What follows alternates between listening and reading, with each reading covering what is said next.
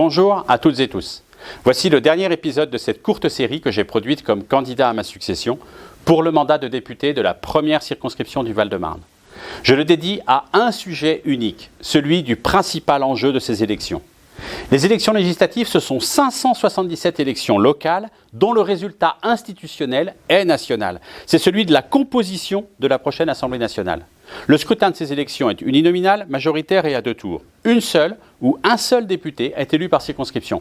Et le nombre total de députés élus est réparti sur plusieurs groupes parlementaires à l'Assemblée nationale. Au fond, la question principale est donc celle-ci. À quel groupe parlementaire donner la majorité pour les 5 prochaines années ? Je suis l'unique candidat investi pour rejoindre le groupe parlementaire qui soutiendra Emmanuel Macron et son gouvernement.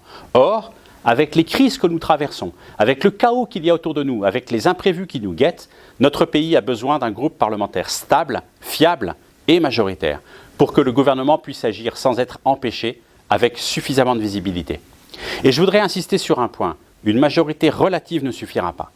Si ce groupe de soutien à l'action du gouvernement d'Emmanuel Macron n'a pas de majorité absolue, il manquera toujours des voix pour adopter les dispositions les plus décisives ou les plus urgentes.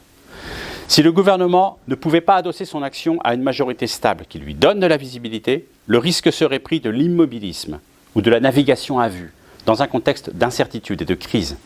C'est pourquoi les 12 et 19 juin prochains, je vous le demande avec une profonde conviction. Donnez une majorité au président de la République en votant pour l'unique candidat ayant sa confiance.